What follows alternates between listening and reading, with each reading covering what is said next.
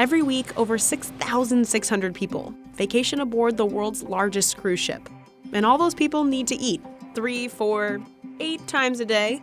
You have to calculate that it's breakfast, lunch, and dinner, plus snacks, plus at night, plus all 24-hour food all around. And that never stops. Ship kitchens run 24/7, manned by a culinary team of more than 1,000 people. They dish out over 30,000 meals every single day.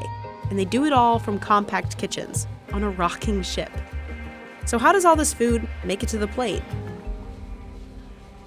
We'll start on the loading dock on a Saturday. This is turnaround day, when all new food is delivered to Deck 2. This is basically a place that you would not like to be on turnaround day when we are loading. It's busy, super busy. That's Jarrett. He orders food for the ship's 23 different restaurants. Every week, Jarrett's got a $1 million shopping budget. All of that is just for 7 days of food. Sometimes Jarrett will tweak his orders based on who's coming aboard. More kids means more chicken fingers. That's how the operation runs. So we monitor it on a daily basis, what has been used, what has not been used, and then we adjust our orders accordingly. But by and large, being in Miami, having the same number of people, it's almost the same every cruise. On turnaround day, 30 trucks arrive at Miami Port. They're carrying 500 pallets worth of inventory, and all that has to be loaded onto the ship by 4 p.m. Any delay in our operation can hamper the sail away of the ship, which is again a big logistic requirement. Over 600,000 pounds of food and drinks are provisioned for just 1 week of sailing. Once on board, everything is moved along the ship's secret highway. This is I-95, and it runs the entire length of the ship, on Deck 2. We separate all the stores to the different locations that they are supposed to go. We have about 20 different storerooms divided into freezers, fridges, walk-in fridges, and rice stores. Seafood, meat, vegetables, and fruit are all divided and stored in separate fridges. If you come towards the end of the cruise, this box will be almost empty with a few fruits that are needed for 2 more days, which we keep as backup stock. There are also 6 freezers. That's where the 700 pounds of ice cream that'll be eaten each week are stored. Dry goods are stored down on Deck 1. Full of spices, full of chocolate in this storeroom, coffee. It's nice to be in this storeroom. An elevator gets the food downstairs. Jarrett's team checks all of the food for quality control every day. If produce is ripening faster than expected, they try to work it into another meal. For example, overripe broccoli could go into broccoli cheddar soup instead of being tossed. Once inventory is stored, restaurants on upper decks put in food orders with Jarrett. Chefs will come downstairs, pick up their order, and cart it away to be cooked. That's where this guy comes in. Any food on board this beautiful ship, anything you eat it, is my responsibility. Wherever you have beautiful potato fry, it's mine. Rice is mine. Pate is mine. Pastry is mine. Salad, shrimp, wherever you eat it, it's my responsibility. Rijo's team of 280 chefs run the kitchens 24/7. Each chef works 10 to 12-hour days. Contracts typically last 4 months without a single day off. Some of the people start working for 8 o'clock in the morning, all the way to 2 o'clock, take a break, come back again 5 o'clock, finish by 9:30. Then another group start working 10 o'clock in the night, all the way to 10 o'clock in the morning. So we cover day and night productions. Chefs on board cook up nearly 100 different menus every week. All the menus are developed at Royal Caribbean's Miami headquarters. And every week, chefs stick to the same rotation of menus, cooking up everything from racks of lamb to hand-rolled sushi.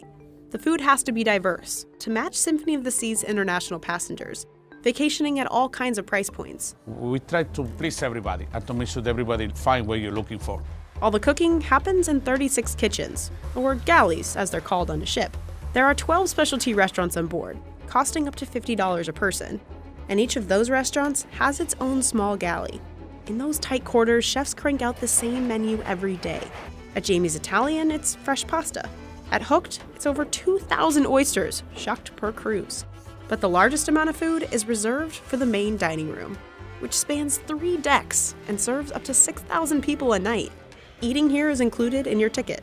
Before food heads up to the main galleys, it starts in one of the prep kitchens, off I-95. There's a butcher shop. Butcher, good morning. Yes, sir. These are the gentlemen looking after all the meat cuts. The butcher goes through about 15,000 pounds of beef and 9,700 pounds of chicken each week. There's also a veggie cutting room and a fish thawing box. Lobster is the most popular dish in main dining. The ship goes through about 2,100 pounds of lobster tails every week. Finally, the food heads upstairs to the main galley. The ship's biggest kitchen is broken down by categories: desserts, bread, cold food, and hot food. In dessert, chefs whip up cakes, chocolates, and 100 different types of pastries. Over in the bread bakery, they make 40 different kinds of bread from all over the world, all from scratch. But the real hustle comes just before the dinner rush. 6,000 hungry passengers in the main dining room. Remember Rijo? Before dinner prep starts, he has to approve all the dishes. Good afternoon. How are you, Chef? Good. Rijo tries each dish and gives his critiques. We're gonna put a little bit more Pernod, a little bit more Gale, a little bit more herbs. Very, very good. So this is what aioli. Aioli, we need to put a little bit more for today. Huh? You can see, Chef, how we look. Huh? Take a note, don't forget. That's what we're talking about. Right? Beautiful, beautiful. We don't have any challenge, so we're ready to go. Chef, thank you so much, and thank you so much, and look forward to have a beautiful night tonight. Thank you. Have a beautiful day. Bye-bye. Chefs take his notes and get cooking. Chefs can see a tally of each dish ordered up on screens. The system also keeps track of how much inventory is used. In the cold room, salads and appetizers like carpaccio come together. In the hot room, chefs dish out soups, sauces, sides, and mains. We have the two kinds of chefs. Chefs working here on the line, which is close to me, plating up, and chefs on the stove cooking. So everything we do is in batch cooking. So basically, we grill a steak there, we pass it over to the pass. The person on the pass is plating it up to the requested temperature. That means always that the guests are getting fresh food, and from an operational point, we don't have any overproduction. Finally, waiters deliver those dishes to hungry passengers out in main dining. Between the chefs, inventory crew, waiters, and dishwashers, it takes a team of 1,085 people to keep this massive operation going. Together, they cook nearly 11 million meals each year, and they're doing it all on a moving ship. The ship is rocking, then all the equipment is built to the ship rocking. Then in whatever moment, maybe the ship move, somebody don't put one brake in one trolley, and you see the trolley flying away. And happen. That's why all the cooks always be the attention with that. But if crew members are doing their job right, passengers won't even know any of it's happening. They'll just get back to eating their 8th meal of the day.